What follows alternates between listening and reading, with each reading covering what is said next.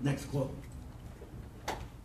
Brain imaging research is showing that glowing screens, like those of iPads, are as stimulating to the brain's pleasure center and is able to increase levels of dopamine, that's the primary feel-good neurotransmitter, as much as sex does.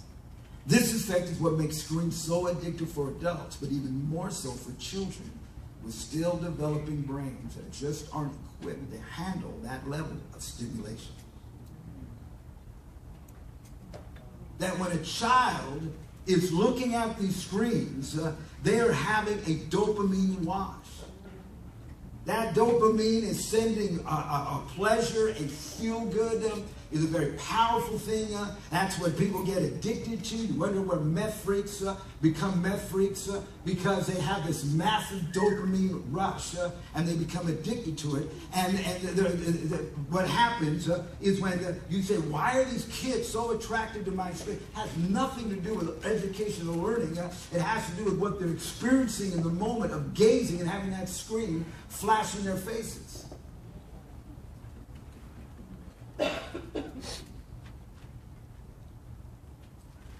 True story. School teacher mother, middle of the night. She does what every mother does. Before she goes to bed, she goes to check on her 7-year-old just to make sure he's okay. And when she checks on him, she's absolutely shocked because she finds her 7-year-old has been playing the game Minecraft and had gone into a trance.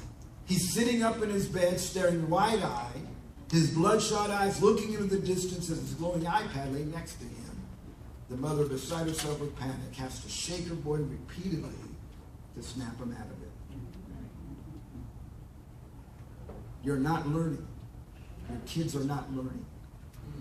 I preached a sermon a few places. It's amazing the response I get from school teachers. I had a librarian come to me in one church, come to me.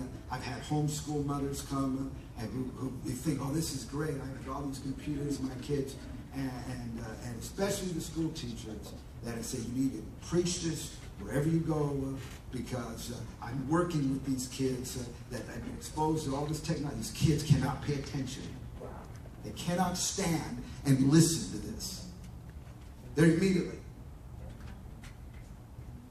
They cannot sit still and learn. All under the auspices that they're learning through screens. There's a second truth here. Not only will you not learn through screen technology, let me speak to you for a minute about digital addiction. China says it has 20 million internet addicts. South Korea has 400 tech addiction rehab facilities. You're no longer going to rehab for the usual suspects of cocaine and heroin. You go to rehab now because you're addicted to the internet. And I'm telling you, it's not just in Korea where people are addicted to the internet. In fact, in South Korea, when your son or daughter goes to school, they give them a pamphlet that they're supposed to take home to their parents, warning them of the potential dangers of screens and technology. Okay, put up quote number 4. The director of neurosciences at UCLA calls digital technology electronic cocaine. Chinese researchers call it electronic heroin. This is not accidental. You don't hear another thing I say, hear this. Do you remember back in the early 90s when big tobacco was sued? How many of you are old enough to remember that?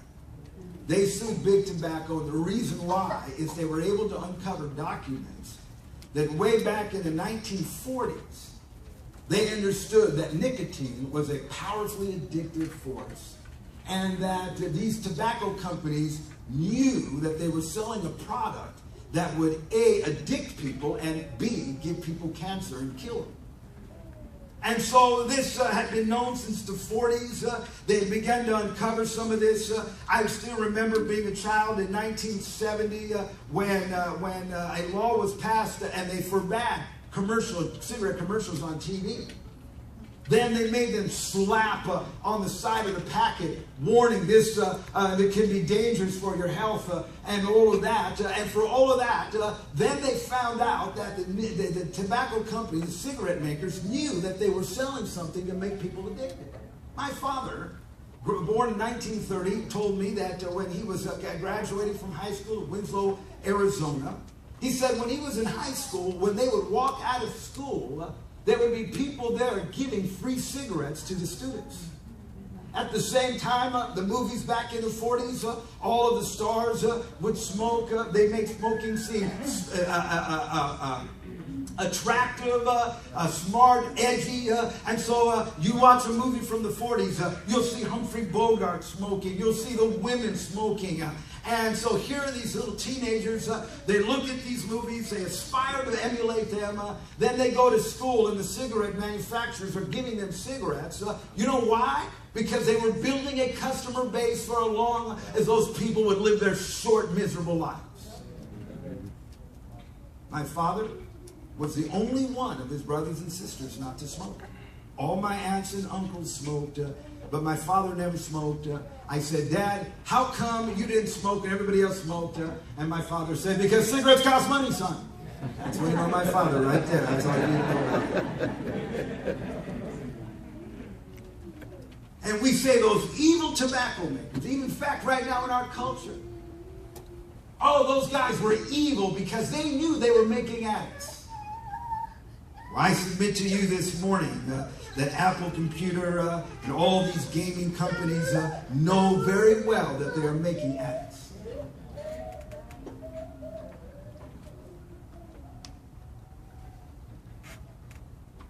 You know, we have CPA, cell phone anxiety, separation anxiety.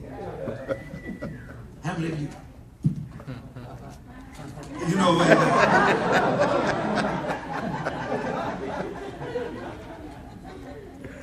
you know, they say there's some sort of syndrome where you think your phone is vibrating.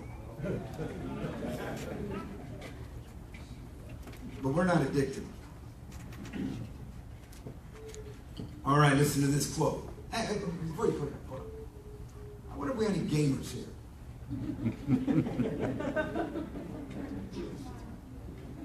You're a gamer. I want you to listen to this. Go ahead. Gaming companies will hire the best neurobiologists and neuroscientists to hook up electrodes to the test gamer.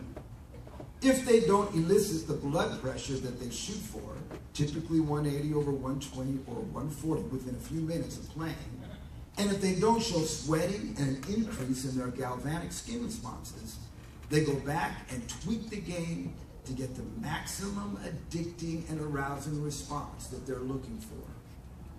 This is from the head of addiction research for the United States Navy. In other words, the modern day cigarette maker is the gamer company. So why do you play that game all the time? Why are you up all night playing that game? Come on, man. Because they created the game to maximize the dopamine wash on your brain. That's why you play the game. You know, you ever meet a gamer? You know, they play these exotic games, and I don't even know the name of them, Call of Duty and Minecraft, and I don't know, Jeffrey Dahmer. I'm not sure the name of them. But, you know, you tell a gamer, and they're like, I belong to the 7th level and the 5th episode of Darth Vader. And you know, their mind, they're way involved, you know, and they've got, you know, nerdy friends all around the world, they're geeks, and they're so offended. And I was like, bro, you might as well play Angry Birds. Angry Birds, Angry Birds. I'm a serious gamer. I belong to the second priesthood of Judas Priest. And I said, no, I'm telling you, the mind of the gaming company, you know, they appeal to you and make you feel like you're walking around, you know, your avatar, some big bad dude, and here you are, a little pencil neck geek. And you see yourself as this, I want to blow that away. In their mind, all that game is Angry Birds. Yeah. Because it's all about teasing you. That's all they're doing. You're an addict. You know what they do to an addict? They get you. And then finally you kill the last goblin and you're allowed to go to the next level, and here comes the dopamine wash, and the dopamine wash. You go to the next level and you killed the Unabomber. And hey, it's just like Angry Bird. All right. Oh, I offended you.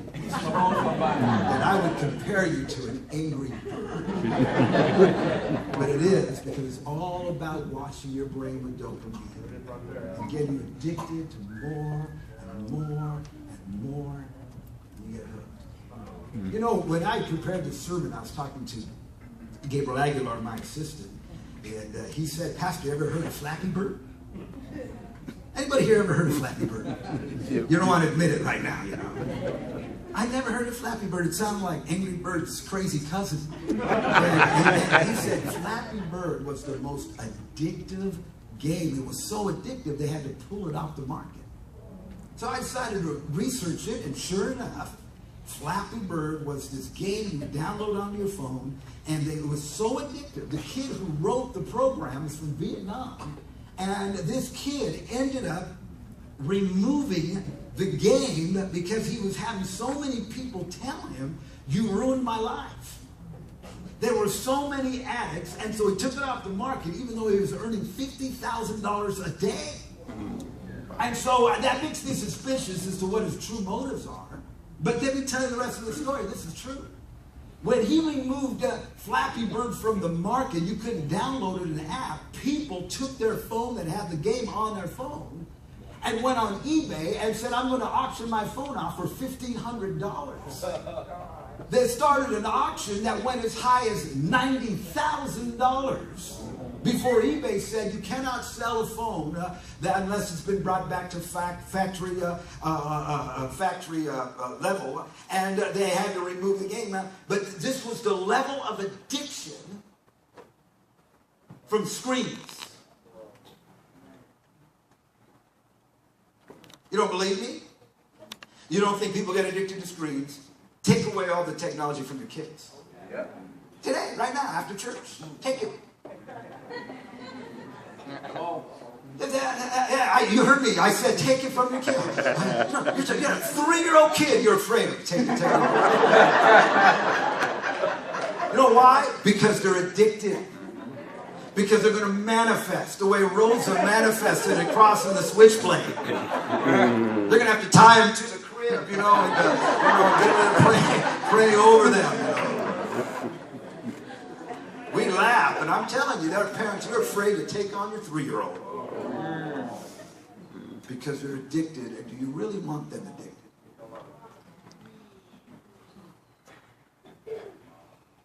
In this book, he tells a story about a girl who had sent some pictures of herself to some guy, and the guy spread it around, and it became this big thing, and this girl, you know, he's there to try to help the girl because, you know, you would think, you know, she's just a little girl, and pictures of her are now everywhere, and so she called her mother to tell her mother, and her mother said, "I'm taking your phone away from you." And listen to this, he said, the girl broke down and said, "I will kill myself."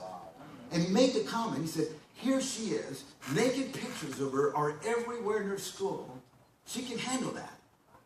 The moment her mother said, 'I'm going to take away your phone,' I'm going to kill myself." What if you took your teenager's phone away?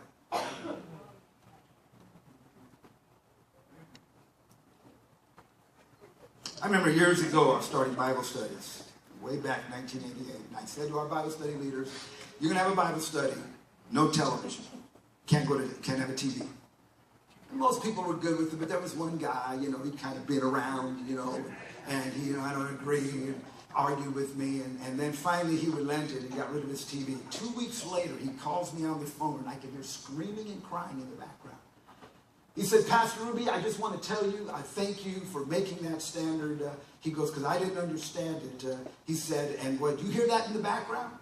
He goes, "I sold my television and I bought a washer."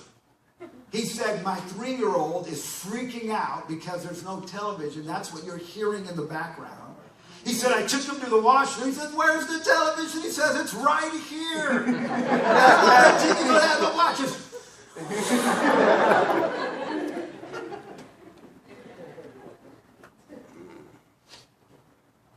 Right around the corner from here is Fort Sam. Fort Sam is the one of the finest burn units in the whole world. Soldiers who suffered burns in the wars in Iraq and Afghanistan are brought here. There's a story about a particular soldier in this book at Fort Sam. The problem is these guys suffer these horrible burns. The rehab from a burn is extremely painful because if they make them move the burnt part of their body, otherwise it will blister and never move. And so it requires them to inflict incredible pain on themselves. These guys get addicted to painkillers, and in this book, he talks about how a particular soldier, they found a way to treat him, which was fascinating. They used virtual reality. They put him in virtual reality, and in virtual reality, he's at the North Pole. It's all snow, and penguins walk by, and he has a pile of snowballs. And the penguin walk by, and he throws his snowball, and he hits it. If he hits it, it falls over, and he keeps score. And it may sound like a silly game, but they said, when this guy is in virtual reality, no pain. So we're talking, that's the power of screaming. You don't think so. Listen, for any soldier who spent his life, do whatever you got to do to help him. But the point he's trying to make, if it's that powerful, then what's happening to the 5-year-old holding the iPad all day? I have to hurry up and finish. Let me talk to you about the promise and we'll close. Because we can't affect our children's vision. If the eye is good, the whole body will be full of light. If you have a King James Bible, it's a more proper translation. If the eye is single, literally it means to be simple. Actually, it means to be without distraction. Your children need boundaries. Part of what you and I as parents is we are drawing boundaries and limitations to their lives. They're not free to do whatever they want. Can you say amen, church? Amen. They must have boundaries. The problem with this and giving your children unfettered access to the internet is you're destroying all the boundaries.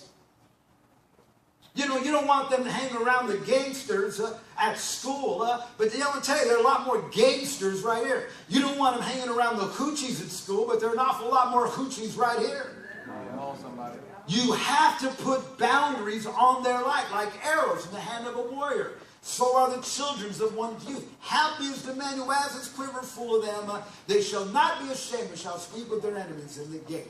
Say what you want about Samson, but all I know is when Manoah and his wife said, God, how do we raise them up? God said, I want you to raise them with boundaries. He's going to have limitations. You cannot do this.